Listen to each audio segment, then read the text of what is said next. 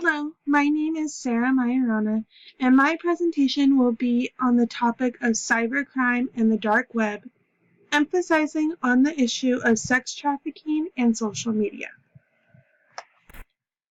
I believe to start this presentation, it is important to define the two major ideas that play a huge part in it, starting with the key concept or idea of social media. According to the Cambridge English Dictionary, social media is where websites and computer programs allow people to communicate and share information on the internet using a mobile phone or computer. To most, this is known because we use social media most of the time, whether that may be Facebook, Snapchat, Yik Yak, Instagram, Twitter, or some dating applications like Tinder. We are all tuned to how the world communicates with one another nowadays. Many of our students and young adults indulge in social media so much that the face-to-face interaction is lost in a world of pixels. Because of this, many of the younger generations are not protecting themselves as they should. The screen that sits in between each viewer makes the naive and young child not think through the consequences that may occur with what they post or who they communicate with. This brings me to my next key idea for my presentation, sex trafficking. Sex trafficking, as stated by Dwayne McBain in his article, occurs when people are forced or coerced into the commercial sex trade against their will. In other words, sex trafficking can be seen as today's modern-day slavery, in which individuals perform commercial sex through the use of force, fraud, or coercion. The sad news of this situation is that adults and children are both being sexually exploited at the high percentage of 79%.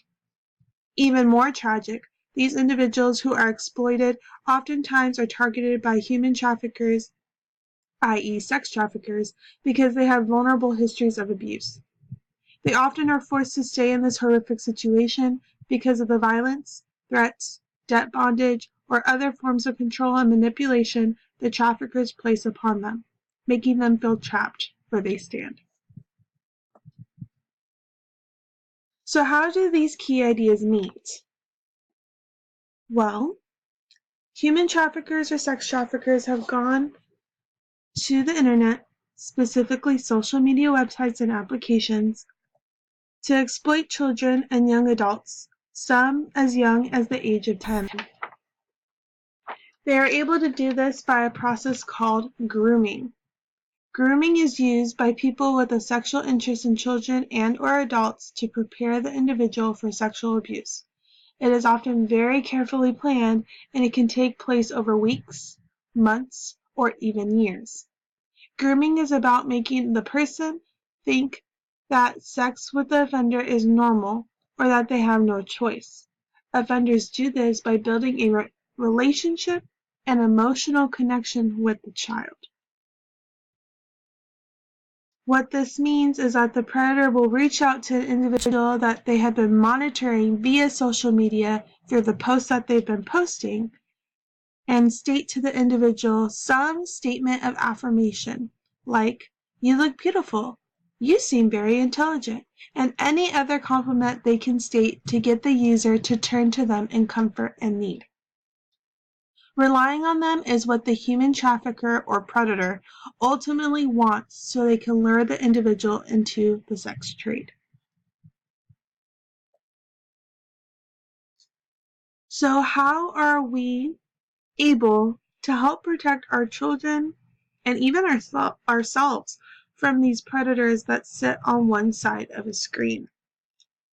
Well, it starts by being aware. So many young adults, so many children are easily lured in because they are vulnerable and asking for help. If we start noticing those students, adults, and children who are asking for attention, we are able to hopefully minimize the circumstances that be. Subsequently, we need to be cognizant of what young adults and children are posting, what applications they are on, and who they are interacting with.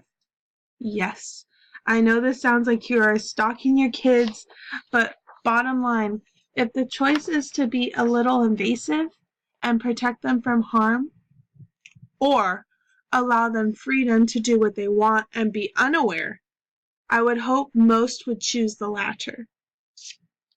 Signs or red flags to watch out for are lying about online activities, such as posting via different applications as we talked about at the beginning of this presentation, like Instagram, Snapchat, lying about phone calls and text messages from strangers, visible injuries such as bruising, scars, or burns, visible tattoos or branding marks, going missing or having requests to be picked up from various places where they have no reason to be at all, and new atypical friends.